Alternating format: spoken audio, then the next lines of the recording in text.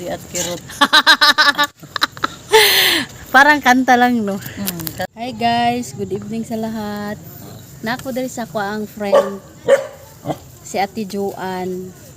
Tapos pangutanaw nato kung unsay kahimtang sa single mom or dili single pa sa pagpanginabuhian. Nani siya duha ka anak. Apat. Duha lang ang nasa imuha. Tapos duha ka lalaki, duha ka babae man na iyang mga anak. So ato siyang pangutanon kung unsay kahimtang niya nga siya lang nag-inusara, wa say bana.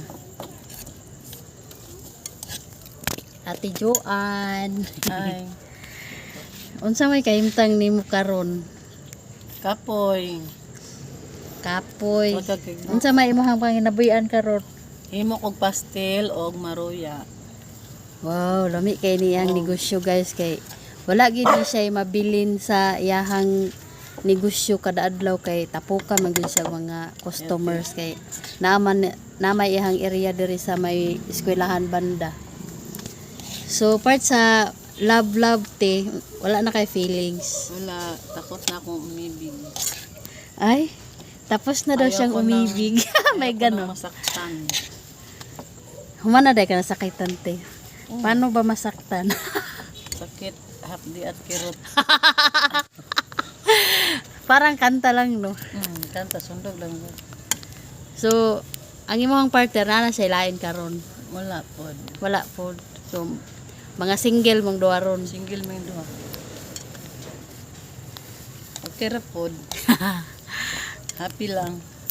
So, part sa imong negosyo o sa imong pwesto, blessing man pod kaayo kano pero mas okay gyud tong niagoy tawo nga maluoy sa imong habang nga tagaan ka og nindot nga kuan area or paarkilahan ka og kanang hapsay ba? Okay naman eh. Okay na ka na. Sapat na sa kuha. Okay lang. Happy na ako sa akong area. Pero dili ako Bitaw masyada magulunta. Bisan pag happy na ka, pabuto lang ako ang tamang panahon kung kano sa bawion sa kuha ang panahon. pero ang imo diya maka savings jud ka. Kita kung kuha. Di, ang savings pamasahe, eskwela sa mga bata lang. Kaon, binagmayra mo negosyo. So pila man kabok imong estudyante karon? Duha ang naanak ko dire because duha po. Pero mas gastos na ako na sa kuha dire. Pero ikaw lang gyapon ang naga-support sa ilaha. O ako. Ako lang. Kapoy kay gnaong kadlan pa mata dugay matulog. So maorat ato ang update sa iyahang kahimtang diri guys.